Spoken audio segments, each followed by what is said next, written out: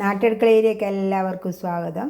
ഞാനിന്ന് തയ്യാറാക്കുന്നത് സേമിയ ഉപയോഗിച്ചിട്ട് ഉപ്പുമാവാണ്. അതിന് ഞാനൊരു 2.5 ഗ്ലാസ് സേമിയ എടുത്തിട്ടുണ്ട്, വറുത്തതാണ്.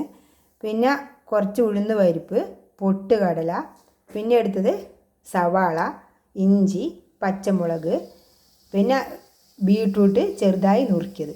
ഇതൊരു ചെറിയ കഷ്ണം ബീട്രൂട്ടാണ് എടുത്തത്. പിന്നെ നമുക്ക് വേണ്ടത് കറിവേപ്പില, കുറച്ച് കറിവേപ്പില ഇതിലേക്ക് ഇട്ട് കൊടുക്കാം.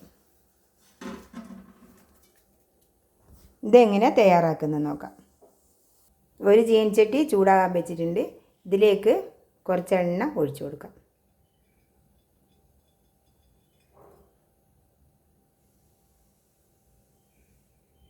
ഇത്ര മതി. ഇതൊന്ന് ചൂടായി വരട്ടെ. ചൂടായിട്ടുണ്ട്. ഇതിലേക്ക് എടുത്തു വെച്ച ഉഴുന്ന് പരിപ്പും പൊട്ടുകടലയും ഇട്ട് ചേർത്ത് വെക്കാം.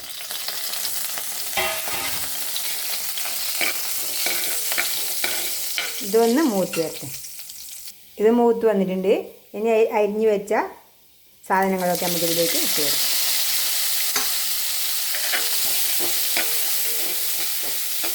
ഇതൊന്ന് ചെറുതായി വാടി വരട്ടെ. ചെറുതായി ഒന്ന് വാടിയിട്ടുണ്ട്. നമുക്കിതിലേക്ക് ബീട്രൂട്ട് അരിഞ്ഞത് ചേർത്ത് കൊടുക്കാം.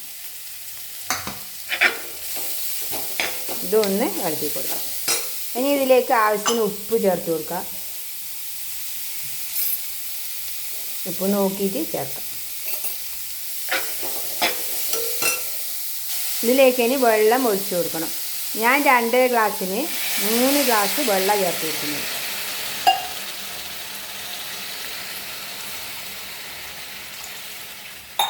ഈ പാട്ടയിൽ 2 ഗ്ലാസ് വെള്ളം ഉണ്ടായിരുന്നു, മറ്റേ 1 ഗ്ലാസും കൂടി ചേർത്തു. അങ്ങനെ 3 ഗ്ലാസ് വെള്ളം ചേർത്തു. ഇതിനി തിളച്ച് വരട്ടെ.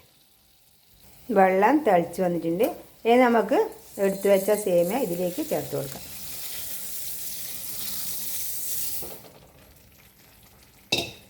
ഇതിന് നന്നായി ഇളക്കി കൊടുക്കാം.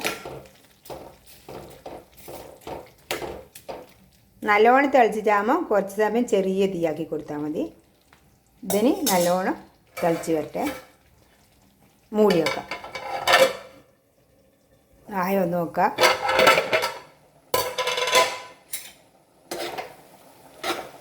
വെള്ളമെല്ലാം വറ്റി വന്നിട്ടുണ്ട്. ഇനി ഇതിലേക്ക് നമുക്ക് കുറച്ച് തേങ്ങ ചേർത്ത് കൊടുക്കാം. ഇത് നന്നായി ഇളക്കി കൊടുത്തിട്ട് ഒരു 5 മിനിറ്റ് മൂടി വെക്കാം. നമുക്ക്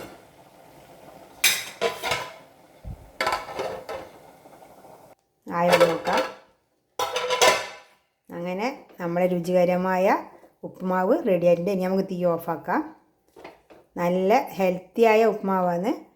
നിങ്ങൾക്ക് ഇതിൽ കടു വേണ്ട കൂട്ടർക്ക് കടു ഇടാം. പിന്നെ ഞാൻ ഉപ്പുമാവിൽ കടു ഇടൽ കുറച്ച് കുറവാണ്. ഇങ്ങനെയാണ് എനിക്ക് ടേസ്റ്റ് തോന്നുന്നത്.